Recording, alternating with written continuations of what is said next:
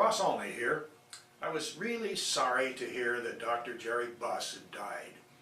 He did hold a PhD in chemistry, and that's why almost everyone called him Dr. Buss. Even Magic Johnson and Kobe Bryant called him Doctor. They respected him and showed that respect. I never had the pleasure of meeting Dr. Buss, although I've seen him many times at various events, often with a much younger woman on his arm.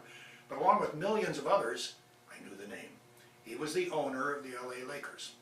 He once owned the LA Kings. His kids still run the Lakers, and until very recently he seemed to be doing a reasonable job.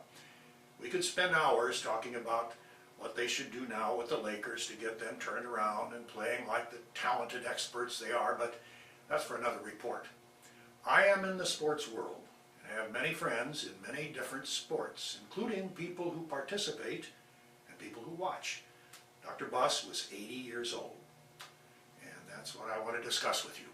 What we're going to hear again and again as we get over the loss of Jerry Buss is something like, well, he lived to be 80 and he had a wonderful life. It's said as though it was perfectly okay for him to go.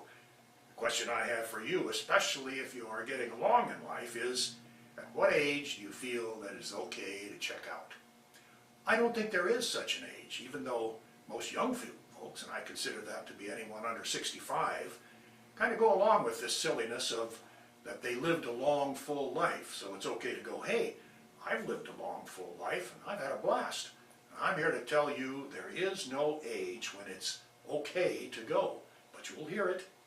You'll hear it about Jerry Buss, and you'll hear it about the passing on of the older guy down the street from where you live.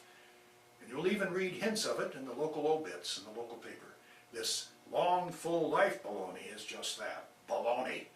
The older you get, the more you'll realize just how much baloney it is. In fact, it is extra strong baloney when you consider that one who has lived such a life is even more likely to want to continue that long, full life. So don't you believe for a minute that the old man down the street, and the one who had a wonderful career and who was living out his final years in peace and quiet, and who only suffered the usual old age symptoms, was ready to go.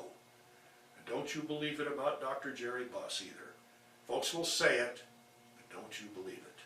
There is no such time for most of us, including this old man speaking to you now. Hey, thanks for watching.